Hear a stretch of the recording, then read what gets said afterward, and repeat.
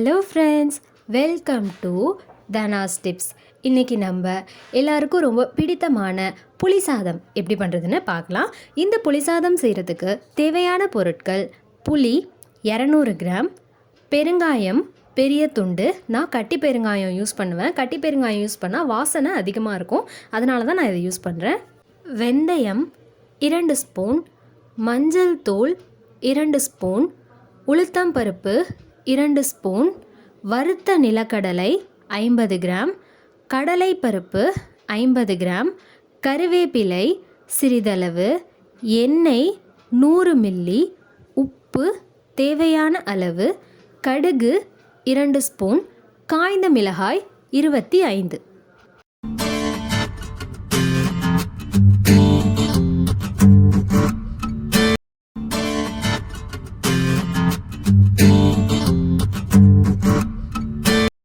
காய்ந்த மிளகாயை இந்த மாதிரி சின்ன சின்னதாக கட் பண்ணி எடுத்து வச்சுக்கலாம்.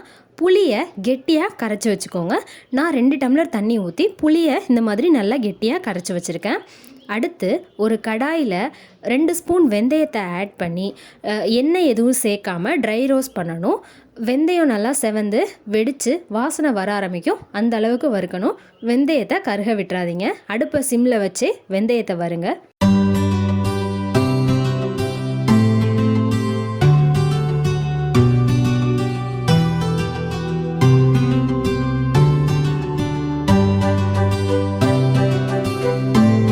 இப்போது பார்த்தீங்கன்னா வெந்தயம் நல்லா செவந்து வறுபட்டு வெடிக்க ஆரம்பிச்சிருச்சு, வாசனையும் நல்லா வருது.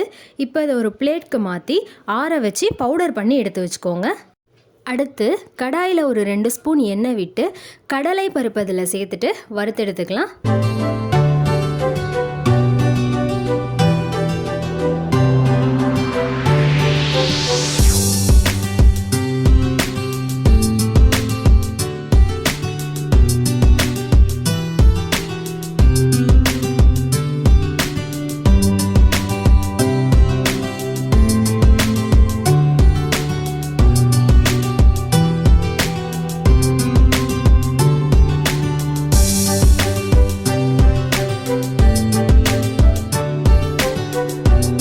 கடலை பருப்பு லேசாக வறுபட்டுருச்சு. இந்த டயத்தில் இது கூட நம்ம உளுந்தையும் ஆட் பண்ணி வறுத்தெடுத்துக்கலாம்.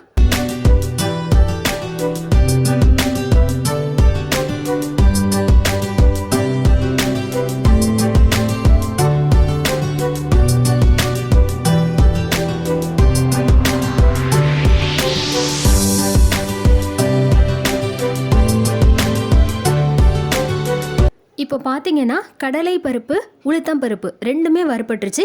இப்போ தான் நம்ம கரைச்சி வச்ச புளிக்கரைசலில் சேர்த்துடலாம். புளிக்கரைசலில் இது சேர்த்து முடித்ததுக்கப்புறம் கடாயில் திரும்பவும் எண்ணெய் விட்டு வறுத்த நிலக்கடலை இருக்குல்ல, அதை சேர்த்துட்டு நம்ம ஒரு தடவை வறுத்துக்கலாம். எண்ணெய் நிறையாவே ஆட் பண்ணிக்கோங்க. புளிக்காய்ச்சலுக்கு எண்ணெய் நிறையா இருந்தால் தான் நல்லாயிருக்கும்.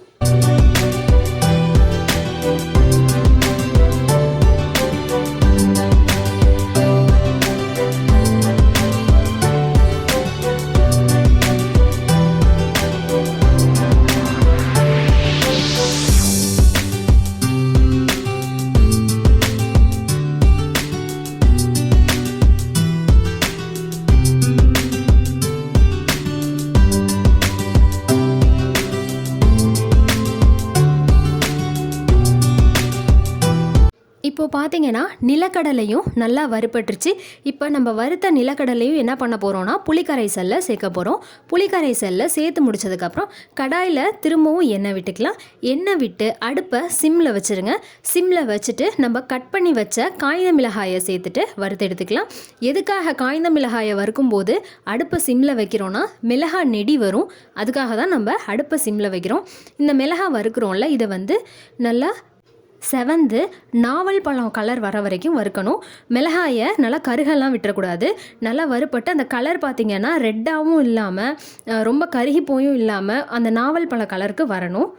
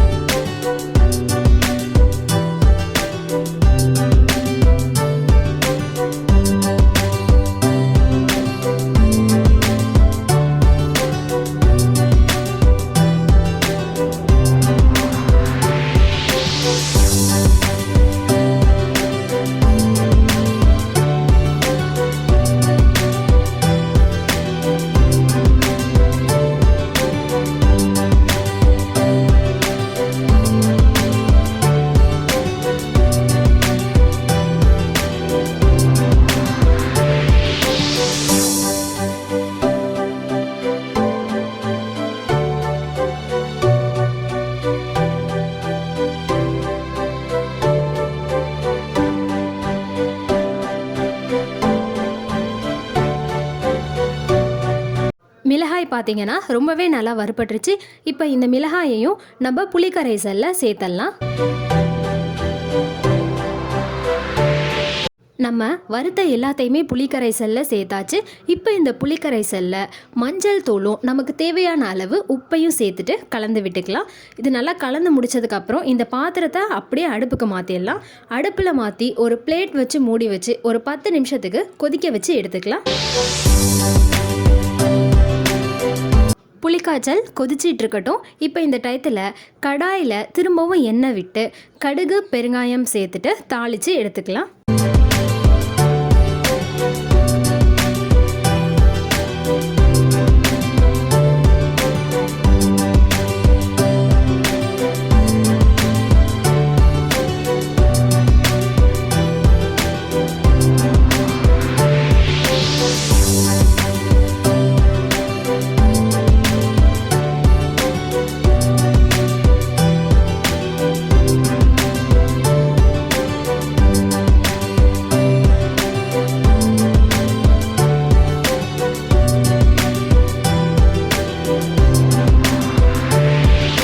கடுகு வெடிக்க ஆரம்பிச்சிருச்சு.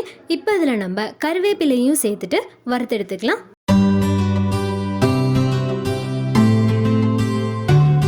இப்போது நம்ம தாளித்து முடிச்சாச்சு.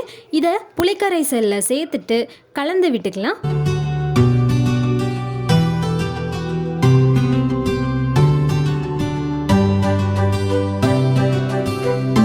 நம்ம தாளித்து எடுத்த எல்லாத்தையுமே புளிக்கரைசலில் சேர்த்துட்டு புளிக்காய்ச்சல் பதத்துக்கு வர வரைக்கும் நம்ம கொதிக்க வச்சு எடுத்துக்கலாம். புளிக்காய்ச்சல் நல்லா கொதிச்சதுக்கப்புறம் பார்த்திங்கன்னா எண்ணெய் தனியாக பிரிஞ்சு வர ஆரம்பிக்கும்.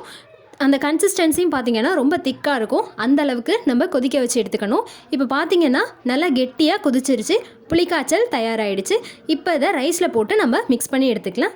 புளிக்காய்ச்சலோட வாசனையே ரொம்ப அருமையாக இருக்குது. எப்போதுமே வெரைட்டி ரைஸ் பண்ணும்போது சாதத்தை உதிரி உதிரியாக வடித்து வச்சுக்கோங்க.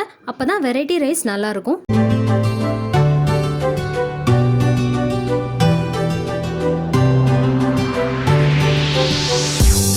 சுவையாக மணக்க புளி சாதம் தயாராகிடுச்சு. புளிக்காய்ச்சல் நீங்கள் ஃப்ரிட்ஜில் போட்டு வச்சிங்கன்னா 1 மாதத்துக்கு வரைக்கும் கூட கெட்டு போகாது. எல்லோரும் ட்ரை பண்ணுங்கள். ட்ரை பண்ணிவிட்டு எப்படி இருக்குன்னு கமெண்ட் பண்ணுங்கள். சேனலுக்கு சப்ஸ்கிரைப் பண்ணுங்கள். மறக்காமல் பக்கத்தில் இருக்கிற பெல் ஐக்கானை கிளிக் பண்ணிக்கோங்க. தேங்க்யூ.